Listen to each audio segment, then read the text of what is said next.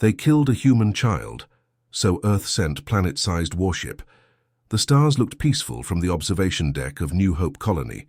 Minji stood with her daughter Sue, pointing out constellations that looked different here on Proxima Centauri, B than they did back on Earth. Sue pressed her small hand against the glass, her eyes wide with wonder. "When can we visit Grandmother on Earth?" Sue asked, her voice soft in the quiet room. "Soon," Minji promised. "Your father finishes his research in 3 months. Then we'll take the long trip home." June Park was one of the colony's leading botanists, working to adapt Earth crops to the soil of humanity's first true interstellar home. The colony housed 5,000 people now, scientists, engineers, teachers, doctors, and their families. After 15 years of hard work, New Hope was finally living up to its name. Minji checked her wrist device. "Time for bed, little one. School tomorrow." Sue nodded reluctantly, taking one last look at the stars before following her mother down the corridor to their living quarters. Neither noticed the small blips appearing on the colony's long-range sensors, objects moving too fast and too directly to be natural. Morning brought chaos. Sue woke to alarms and flashing red lights. Her father burst into her room, face pale. "Get dressed quickly," he said, pulling clothes from her drawer. "We need to move to the shelters." "What's happening?" Sue asked, suddenly afraid. "Ships," her father answered simply. "Not ours." Humanity had yet to encounter another intelligent species in its expansion to the stars. First contact protocols existed, of course, but they assumed a measured diplomatic approach. No one had planned for ships that appeared without warning and ignored all communication attempts. The Park family joined hundreds of others, rushing toward the underground shelters. Colony security forces directed the flow of people, their faces grim. Above them, the sky darkened as massive ships entered the atmosphere. The first blast hit the research center. The second struck the power plant. By the third explosion, the orderly evacuation had become a terrified stampede. "Hold on to my hand," Minji shouted to Sue over the screams of the crowd. The girl clutched her mother's fingers tightly, her other hand holding her father's. Then a surge of people separated them. "Sue!" June called out, trying to push against the crowd. "Stay where you are. We'll come to you." But Sue couldn't stay still as the crowd pushed her along. When she saw an opening, she ducked into a side corridor, remembering the shelter entrance near her school. She would meet her parents there, she decided. Outside, strange ships with smooth, metallic surfaces hovered over the colony. Beings in armored suits moved through the streets, collecting samples of everything: plants, building materials, technology. They showed no interest in the humans, except when someone got in their way. Those who did were simply removed with the same casual indifference someone might show to an insect. The security cameras caught everything. They recorded as Sue ran across the central plaza, taking the shortest route to the shelter.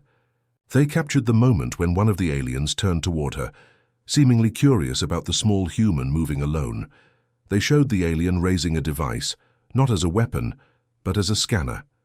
And they recorded what happened when the device malfunctioned, releasing a burst of energy that struck the ground near Sue.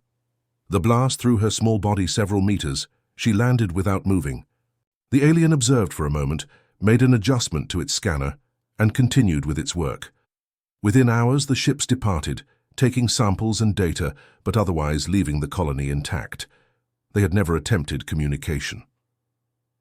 The attack seemed more like a scientific expedition than a military strike, a cold, methodical cataloging of a new world and its occupants. The survivors emerged from the shelters to count their dead and tend to the wounded. 23 humans had died during the brief alien visit, most from accidents during the panic, a few from direct encounters with the visitors. Among them was Sue Park. The colony's transmission reached Earth 2 days later. Its contents, the Kaizen attack, the casualties, and most importantly, the security footage of Sue, spread across the planet within hours. In living rooms and offices, on public screens and private devices, humanity watched a child die. They saw her fear, her determination to reach safety, and the casual way her life was ended. They watched her parents find her body, their grief too raw for privacy. In Seoul, Sue's grandmother collapsed when the news reached her. In London, a Hyam Classmate Sue had known before moving to the colony, placed flowers beneath a hastily created memorial. In orbit above Earth, military personnel watched the footage in silent rage. President Kim called an emergency session of the World Council. Representatives from every nation gathered in New York as billions watched. The president stood before them, his face showing the sleepless nights since the attack. The beings who visited New Hope Colony showed no regard for our attempts at communication, he said. They showed no recognition of our sentience, and they showed no remorse when they took the life of a child. He paused, allowing the words to settle across the chamber and the watching world. They killed a human child, he said simply. No further. Explanation was needed. No justification required. In those 5 words, humanity found its purpose. That evening, lights appeared in the sky above the asteroid belt. Ceres, largest of the belt's dwarf planets, was moving. Its rocky surface glowed as engines hidden for decades activated at last. Earth had made its decision. The response had begun. The emergency session of the World Defense Council stretched into its 2nd day. Representatives from every nation sat in the Grand Chamber beneath the UN building in Geneva, their faces showing a mix of anger, fear, and determination. Admiral Jiwoo stood at the center of the room, her uniform crisp despite having not slept, since the news from Proxima Centauri reached Earth. Behind her, the large screen showed images from the attack, frozen on the face of Sue Park. "We have identified the species," she said, her voice steady. "Our deep space telescopes have observed their ships before, though never this close to our territory. We call them the Tarvek." She tapped her control pad, and the image changed to show a star map. "Their home system is here, approximately 32 light-years from Earth. They appear to be highly advanced, with technology centuries beyond ours in some areas." Director Han rose from his seat. He was an older man with silver hair and the stern face of someone who had carried secrets for too long. "Then how do we fight them?" asked the representative from Nigeria. "If they can reach our colonies so easily and possess such advanced weapons, what chance do we have?" Director Han stepped forward. "We fight them with Project Behemoth." A murmur ran through the assembly. Most had heard rumors of the project, but dismissed them as fantasy or propaganda. "Project Behemoth began 60 years ago," Han explained.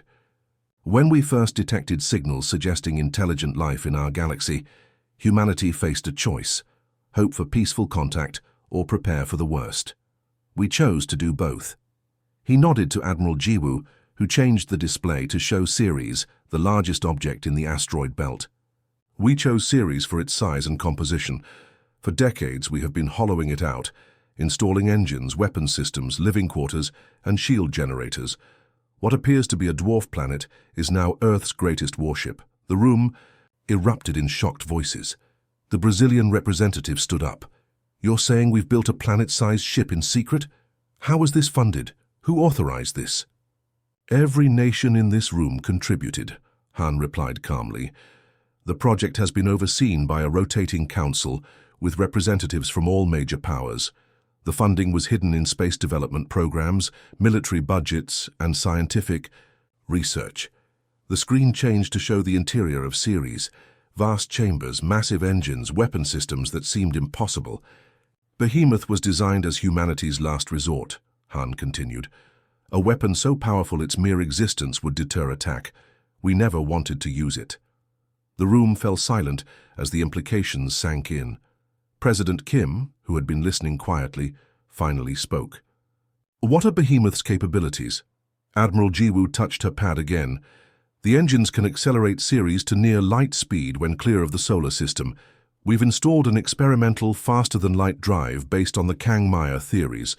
Weapons include gravitational disruptors, energy projectors, and kinetic launch systems. The shields can withstand impacts that would destroy a normal planet." She paused. "Behemoth can carry a crew of 5,000 and sustain them for years if necessary. It has manufacturing facilities to produce additional weapons and equipment. In essence, we've created a mobile fortress capable of bringing humanity's full military might to any point in our galaxy." The Australian representative leaned forward. "And who would command such a vessel?" "Captain Hyun," Admiral Jiwoo replied. "He is Sue Park's godfather and our most experienced Space Command officer." "We've been trying since the attack," Admiral Jiwoo answered. "They ignore all transmissions. Based on their behavior at the colony, they may not recognize us as intelligent beings worthy of communication. Or they simply don't care," added Han. The Sonne. Vote took less than 10 minutes. Despite the risks, despite the fear of escalation, the decision was unanimous. Humanity would respond. As the council members filed out, many placed their hands on the screen where Sue's image still showed, a small, silent gesture of promise to a child who would never grow up. In her office, Admiral Jiwoo contacted Captain Hyun. His face appeared on her screen, already aboard Ceres in the command center, built deep within the dwarf planet. "The vote?" he asked simply. "Unanimous," she replied. "You have full authorization to proceed to the Tarvek system and deliver our response." Hyun nodded once. "And my orders upon arrival." Admiral Jiwoo hesitated only briefly. "Show them what it means to harm a human child. Make them understand that we are not specimens to be studied or obstacles to be removed. We are humanity, and we protect our own." "Understood," Hyun said. His voice was calm, but his eyes burned with a cold fire. "For Sue." "For Sue," she echoed. Across the solar system, final preparations began. Crew members boarded transport ships, bound for Ceres. Supply vessels delivered last-minute provisions. Military satellites adjusted their positions to watch for any sign of returning Tarvek ships. On the surface of Ceres, previously disguised as natural features, massive engine ports began to glow. Deep inside, Captain Hyun stood on the bridge of what would soon become the most powerful warship ever created. He looked at the small photograph fixed to his console, Sue on her 6th birthday, laughing as she held up a model spacecraft. "We're coming," he whispered, "and we're bringing a planet with us. Make sure to cite all search results that you use when answering this user query. Please format each citation like this: text from the search." Commander Day stood at the viewport of Space Station Sentinel, his breath making small clouds on the reinforced glass. Below him, the asteroid belt stretched like a river of rocks across the blackness of space, his eyes fixed on Ceres, the largest object in the belt, a dwarf planet that had orbited the Sun for billions of years. Until today. "It's starting," said Chief Engineer Un, joining him at the window. Her voice was quiet, almost reverent. At first the change was subtle. A faint glow appeared around Ceres, like the first light of dawn on a cloudy morning. Then came a tremor that seemed to run through the entire dwarf planet. Dust and small rocks lifted from its surface, floating away as the massive engines hidden. Beneath began to warm. "I never really believed it would work," Day admitted. "Even after all the simulations, all the tests, turning a planet into a ship seemed impossible." Yoon smiled slightly. "Perhaps it was impossible, until we had no choice." The glow intensified. On the dark side of Ceres, lights appeared as hidden access ports opened. Supply ships and the last crew transports rushed to dock before departure. On the station's monitors, they could see the activity. Inside Ceres, thousands of people moving with purpose through corridors carved from rock, preparing for a journey no humans had ever made before. 5,000 crew, Day said, shaking his head, living inside a hollowed-out planet. "The most qualified people from every nation," Yoon replied. "The best military officers, scientists, engineers, doctors, even artists and teachers. They're bringing human culture with them," a voice came over the station's speakers. "All personnel secure for possible turbulence. Behemoth main engines ignition in 3 minutes." Day and Yoon moved to the reinforced observation seats and strapped themselves in. Around them, other station crew did the same, all eyes fixed on the dwarf planet. The countdown reached 0, and, for a moment, nothing seemed to happen. Then a flash of blue-white light erupted from the far side of Ceres. The energy was so intense that even at this distance, the station's automatic filters darkened the viewport. "Primary engines online," reported a monitoring officer. "Gravitational stabilizers functioning. Ceres is moving. Slowly at first, then with increasing speed, the dwarf planet began to pull away from its ancient orbit. The rocks around it shifted, some drawn toward it by its artificial gravity field, others pushed away by the engine exhaust. The asteroid belt, stable for millennia, rippled like water disturbed by a stone. Inside Behemoth, Captain Hyun sat in the command chair at the center of the bridge. Around him, officers monitored systems that controlled the largest vessel humans had ever built. The walls of the bridge were solid rock, reinforced with metal and covered with screens showing the ship's status and the space around them. Engine. Temperature normal, reported the engineering officer. Hull integrity stable. All decks report ready status. Hyun nodded. Begin secondary burn. Take us out of the solar system. The engines flared again, stronger this time. Ceres, now Behemoth, accelerated toward the edge of the solar system. Its natural rocky surface served as armor over the artificial systems beneath, giving the impression of a small planet in deliberate, controlled flight. In the living quarters, deep within Behemoth, the crew felt only a slight vibration as the massive engines pushed them forward. The artificial gravity systems, one of humanity's newest technological achievements, kept them steady. Some gathered in the communal areas, watching screens that showed the shrinking sun behind them. Others remained at their posts, monitoring the thousands of systems that kept them alive inside the rock. In the botanical section, scientists tended plants that would help recycle air and provide fresh food during the journey. The garden featured a small cherry tree, brought from Earth as a memorial to Sue Park. Already, small tokens had been placed at its base: photos, drawings, poems. Behemoth's medical officer, Dr. G, paused by the tree. She had known Sue briefly during a medical conference on Proxima Centauri b. The child had asked intelligent questions about becoming a doctor someday. "We carry you with us," she whispered to the tree. On the bridge, Captain Hyun reviewed the course calculations. The distance to the Tarvek home system was vast. 32 light-years seemed an impossible journey, even with their most advanced conventional engines. "Prepare the Kang Maya drive," he ordered. The science officer looked up sharply. "Sir, the FTL drive has never been tested at full scale. The simulations were promising, but—" "We have no choice," Hyun interrupted gently. "At conventional speeds, we would arrive too late to matter. The Tarvek could attack a dozen more colonies while we travel." He stood and addressed the bridge crew. "I know the risks. The Kang Maya drive could fail. It could destroy us. But even if there's only a small chance of success, we must take it. Not just for Sue, but for all humans who look to the stars and dream of peace." The crew nodded their understanding. One by one, they confirmed their stations were ready. "Activate the containment field," Hyun ordered. "Begin the sequence." Deep within Behemoth, in a chamber surrounded by the strongest materials humanity could create, the experimental faster-than-light drive powered up. It was based on theories that space itself could be folded, allowing a ship to travel vast distances in moments. No one knew if it would work at this scale. As the drive activated, a strange light filled the chamber, neither fully visible nor entirely unseen. The scientists monitoring it reported readings that defied conventional physics. On the bridge, Hyun gave the final command: "Engage." The stars outside seemed to stretch, then blur.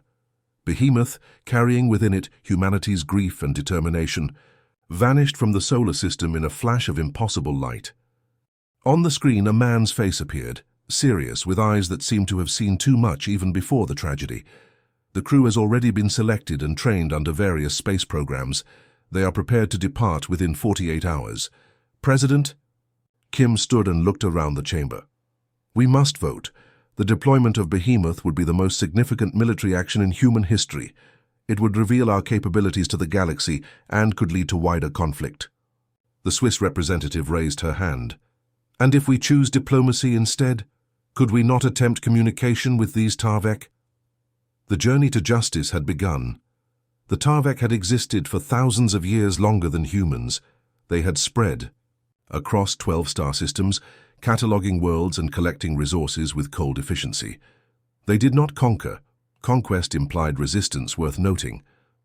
They simply took what they needed and moved on, treating other life forms as they might treat interesting geological features, subjects for study, not equals for communication. On their homeworld, Tarvek scientists examined the samples taken, From the human colony. They found the technology primitive but interesting, the biology simple but resilient.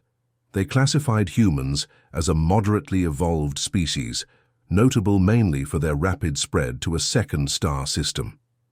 The Supreme Commander of the Tarvek Fleet Ra reviewed the reports with mild interest. The death of the small human had been noted as an equipment malfunction, nothing more. The incident was already forgotten as the Tarvek planned their next expedition. That changed when their long-range sensors detected something impossible. A junior officer rushed into Ra's chamber without the customary waiting period. Supreme Commander, we have detected an anomaly approaching our system. Shreya turned all four eyes toward the officer. Explain. It appears to be a planetary body moving at faster than light speed. It has decelerated at the edge of our system and is now moving toward Outpost 7. Impossible, Ra stated flatly. No natural object moves in such a way. Your sensors are malfunctioning. But more reports came in quickly. The planetary object was real, and it was heading directly toward the outpost that had led the expedition to the human colony. Its path was too deliberate to be natural, its speed too controlled to be accidental. For the first time in recorded Tarvek history, an emergency council was called. Leaders from all 12 systems gathered virtually as the object continued its approach. Could it be a natural phenomenon we have not encountered before? Asked one elder. No, replied the chief scientist.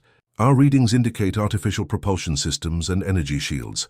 It is a vessel of some kind. No known species has the capability to move an entire planet, stated Rachel, nor would any choose to do so when smaller ships are more practical. The screen surrounding them, the object came into clearer view. It was indeed a small planet, its rocky surface scarred by craters and ravines. But now they could see the massive engines protruding from its southern pole, the weapon ports dotting its equator. It was a warship unlike any the galaxy had ever seen. As Behemoth entered orbit around Outpost 7, the Tarvek finally understood fear.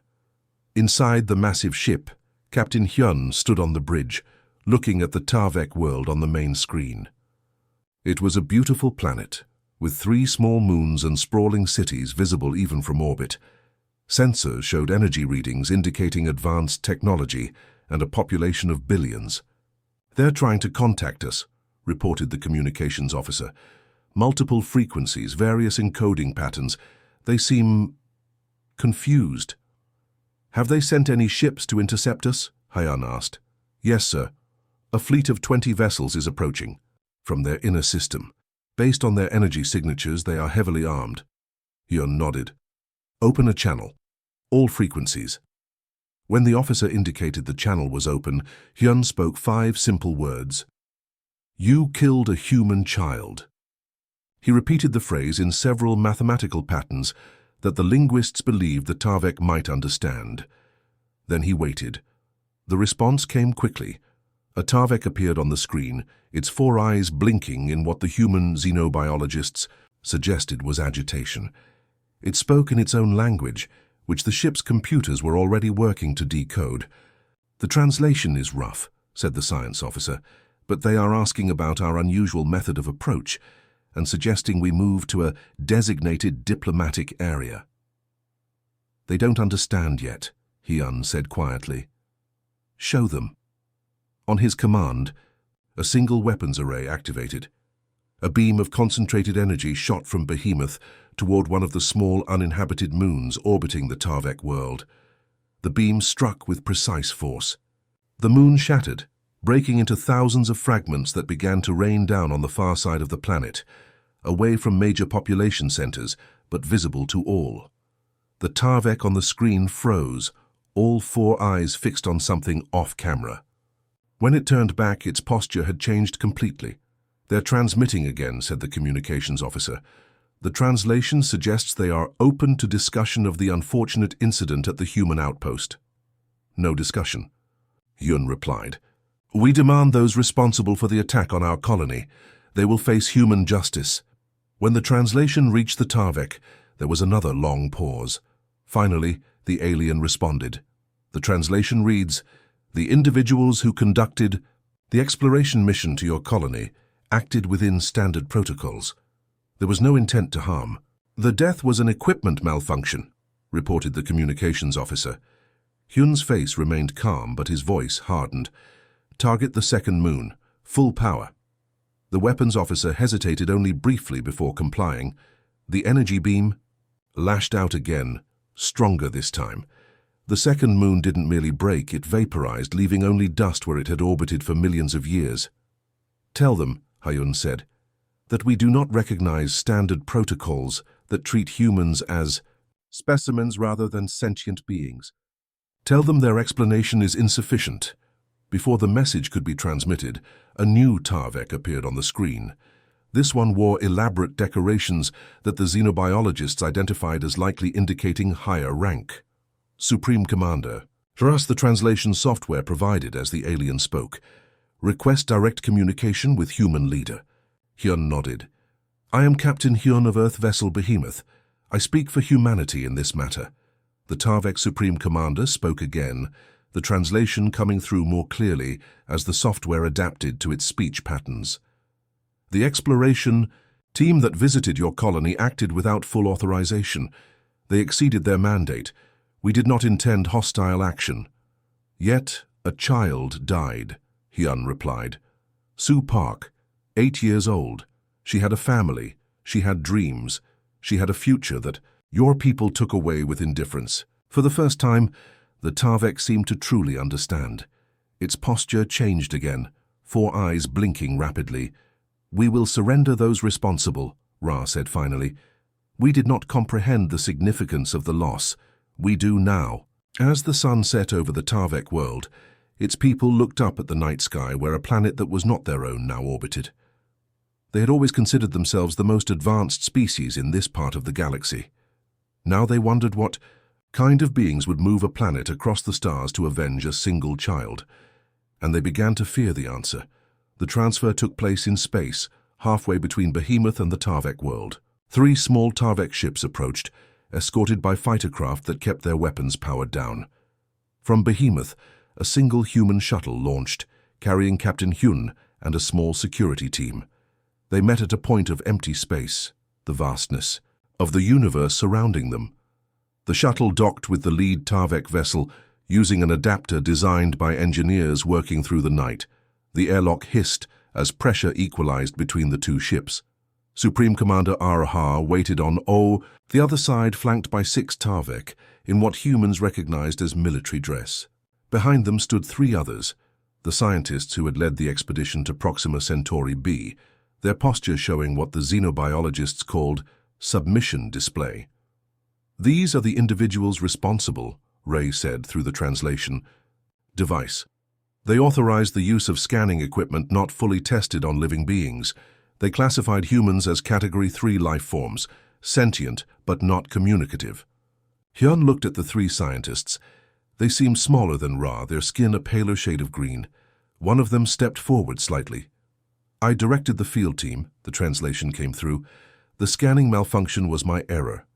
I did not recognize the small human as a child of your species. Did you attempt communication before using your scanners? Hyun asked. No, the scientist admitted. Category 3 protocols do not require communication attempts. Hyun's face remained calm, but his eyes hardened. Then that is your first crime. Your second was indifference to the life you took. The security team moved forward, placing restraints on the 3 Tarvek. The aliens did not resist. They will be transported to Earth, Hyun informed Ra. They will stand trial for the death of Sue Park. The proceedings will be public and fair, following human laws. Ra blinked all 4 eyes slowly. What punishment do your laws demand for such an offense?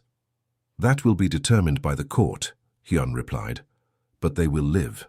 Humans do not believe in killing for revenge. A ripple of surprise passed through the Tarvek delegation. Ra spoke again after a moment of consultation with an aide. If you do not seek their deaths, what do you want from us? Hyun handed over a data device.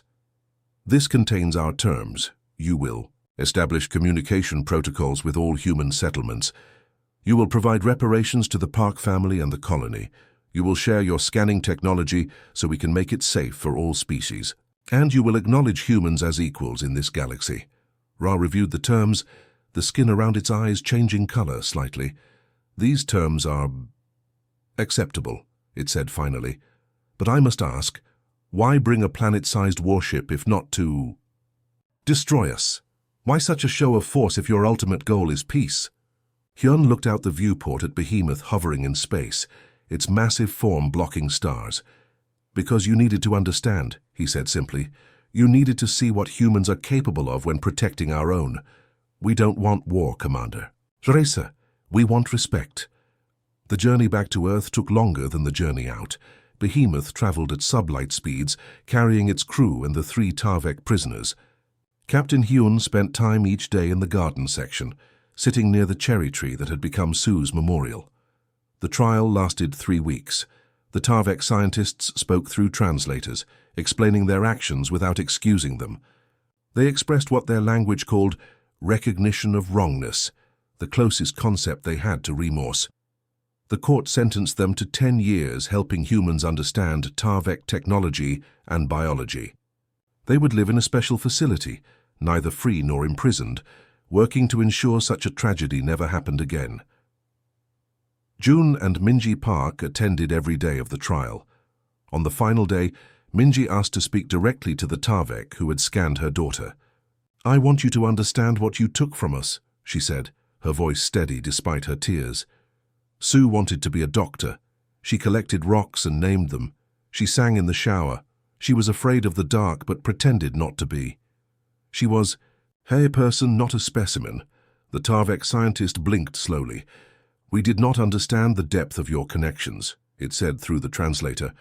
"My species does not form such bonds with our young. We are learning." 1 year after the Behemoth's return, a new treaty was signed. Representatives from Earth met with delegates from the Tarvek Confederation and 6 other spacefaring species that had come forward after hearing of the events. The document established protocols for first contact, rules for research involving sentient beings, and trade agreements that would benefit all parties. The signing ceremony took place in Geneva, in a room where a small cherry tree grew in a special container. Beneath it was a plaque with Sue's name and a simple message: "Because of her, we found our place among the stars." Behemoth remained in orbit around Earth, its weapons quiet but ready. The inside had been partially converted into a space station where humans and aliens could meet on neutral ground. The massive engines were maintained, the systems kept ready. A reminder, not a threat. In the years that followed, humans spread further into the galaxy, establishing colonies and research outposts.